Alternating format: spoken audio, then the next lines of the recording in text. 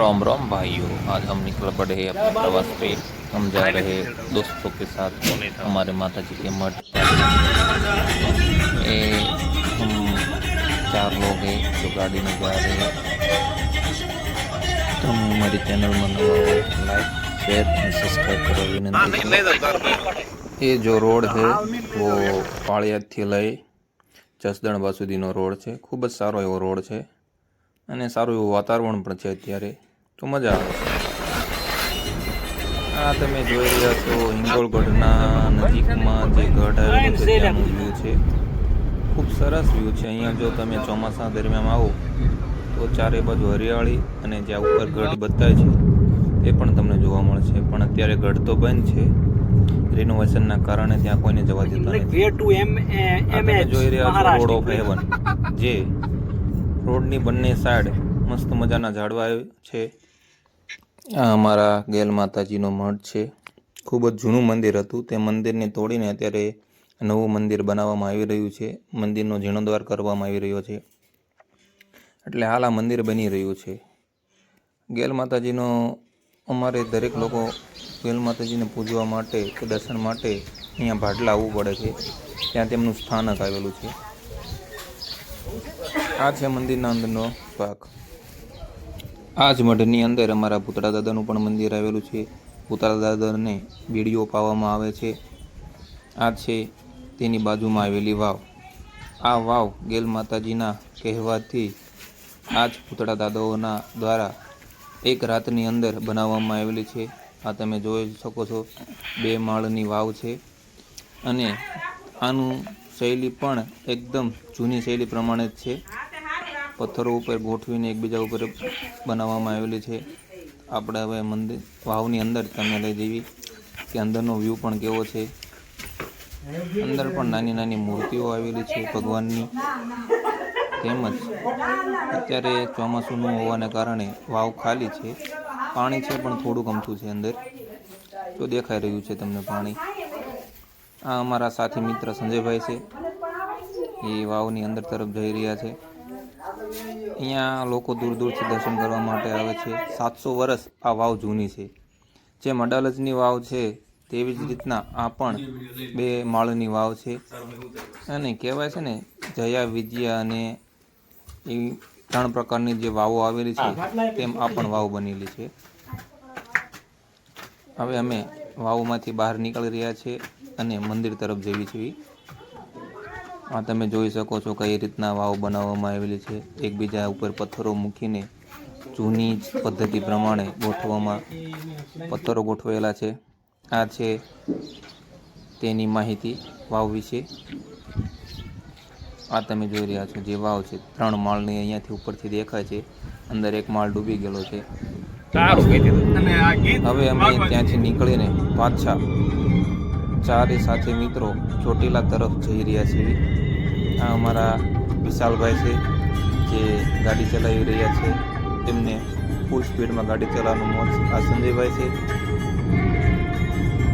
અને અમારા one and only મલિંગ sir. આ ચામુંડાની અંદર લાલા રઘુવંશી નામની જે હોટલ છે જ્યાં તમને 140માં ફૂલ ભાણું મળી રહેશે।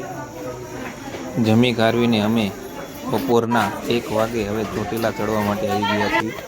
ધીમે ધીમે ચડવાનું ચાલુ કરેલું છે। તડકો ખૂબ જ છે, પાણીની તરસ પણ ખૂબ જ લાગે છે અને ચડતા ચડતા થાકી પણ જવાય છે। ઉપર જેમ જેમ ઉપર ચડવી છે તેમ તેમ થોડો પવન આવે છે એટલે ગરમી ઓછી લાગી રહી છે, પણ બપોરનો સમય હોવાથી ખૂબ જ તડકો લાગે છે અને થાક પણ જલ્દી જવાય છે।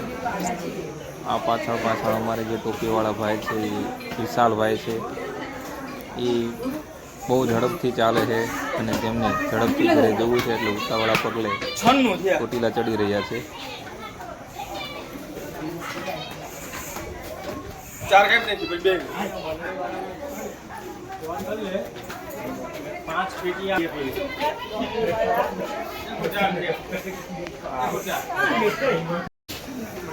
આઈ થિંક અમે 600 જેવા પગથિયા ચડી ગયા છીએ। બપોરના 2 વાગ્યાનો સમય થઈ ગયો છે।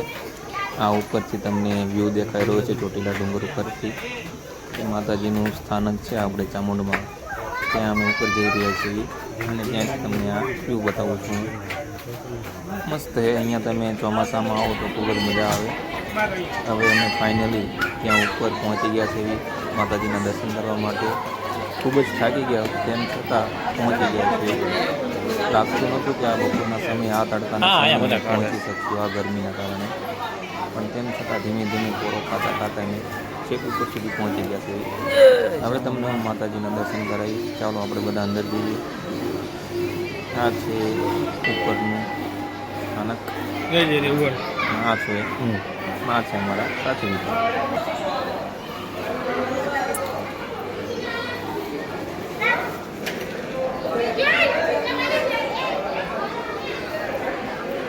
અહીંથી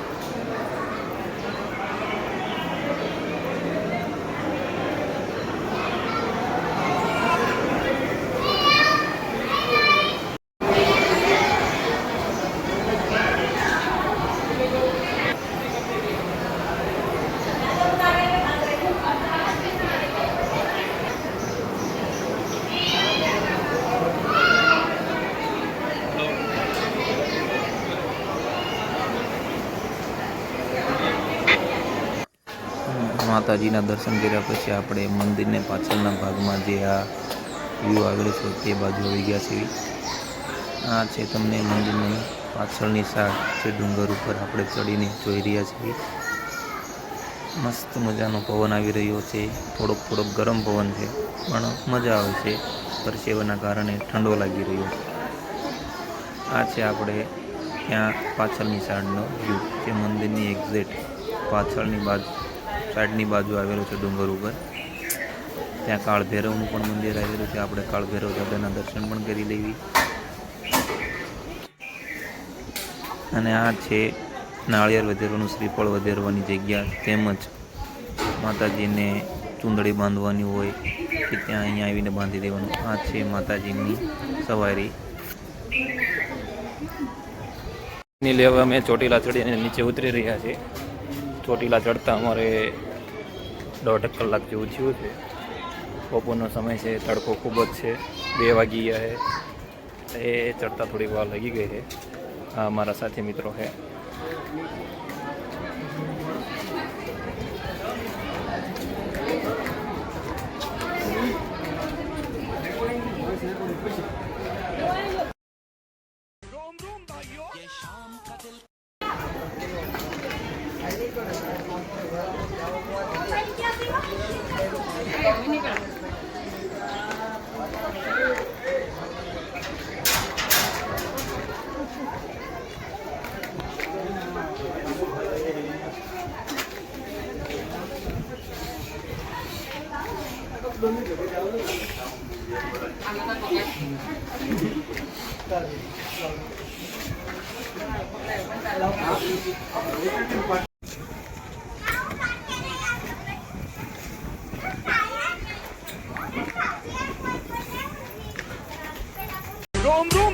ये शाम का दिलकश मंजर, ये साहिल और समंदर कहते।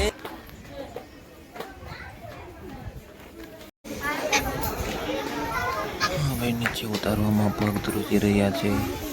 પગમાં હાથ ગુજારી આવી રહી છે અને થાક પણ ખૂબ જ લાગી રહ્યો છે. હવે થોડાક જ પગથિયા બાકી રહ્યા છે. ઝડપથી ઉતરી જઈએ. પાણીની તરસ પણ ખૂબ લાગી રહી છે.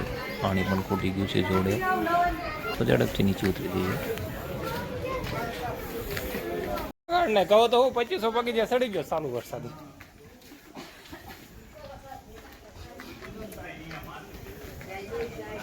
કાંઈ ન થાય વિશાલ. તળા દિવસે હું બુડા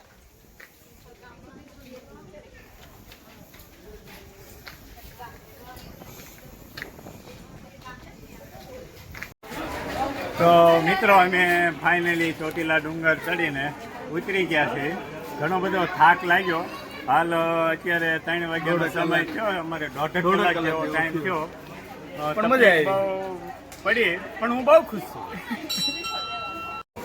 ચાલો અમારો મિત્ર મિલિંગ અમારા કાલિયા સાહેબ, એ અમારી પહેલા ચડીને ઉતરી ગયેલા તો આપણે એમને બે શબ્દ પૂછી કેવું લાગ્યું કેવું બે શબ્દ મલિંગ બે શબ્દો આ ડુંગર તું ચડ્યો અને ઉતર્યો તને કેવો અનુભવ થયો કેટલા ટાઈમે તું ચડ્યો સમુદ્રના દર્શન કરીને બહુ મજા આવી સખત ગરમી છે ને ફૂલ ગરદી છે એનર્જી હોય તો જ આવું ને હું આવું અને તમે અહીંયા ચોટીલામાં તમને ખાવા પીવામાં કેમ લાગ્યું ખાવા પીવામાં મેં યુટ્યુબમાં બહુ જ જોયું હતું કે લાલા રઘુવંશી અહીંયા ચોટીલામાં ફેમસ હોટલ છે પણ હાવ ખાવાનું સારું હતું અને મજા પણ આવી થોડી ઘણી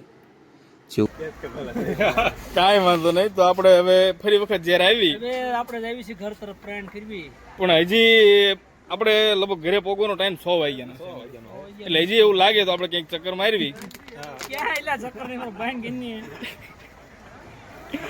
ના મલિંગ ચક્કર મારવી ગઈ એટલે મહાદેવ ઝરિયા મહાદેવ અહીંથી નજીક થાય મહાદેવ હું ગાડી બહાર વિચાર એસી ચડું હું ક્યાં આવી નહીં અને અને મલિંગ એની બાજુમાં સુરત દેવળ છે સરસ મજાનું ધામ મને 3 વાગે પેલા ઘરે પકડજો તમે 4 વાગે પેલા આવી નહીં તમે મને બપોરે 1 વાગે ઘરે પકડવાનું વાત ના આપણે મલિંગ તને કીધું તું કે આજ આખો દી તું કાંઈ બોલીશ નહીં અમે જ્યાં તને લઈ જઈએ અહીંયા તારે જવાનું છે જેરી તું આને કઈ કહી દે હવે બે શબ્દ તારે વિશાલ બે શબ્દો મલિંગ ને કાંઈ નહીં ઉપાડીને દેખીને નાખી દો હાલો હાલો તારે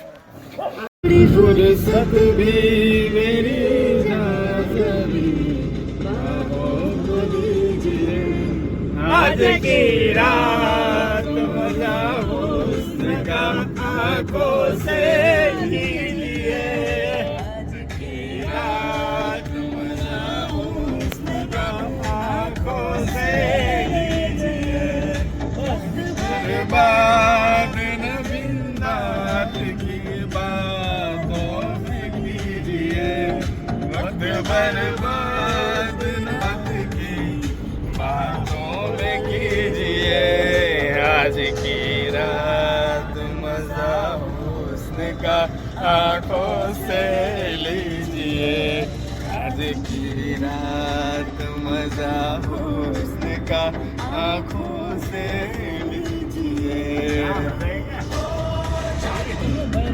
दिल भर जानी पक्की है ले जरी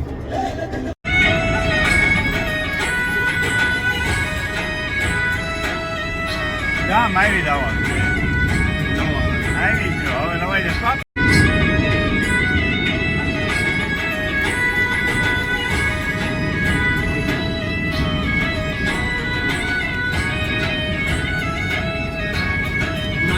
મારી પદ્માને કેજો મારા છેલ્લા રામ રામ ખોલી એથી જીવ જતો રહેશે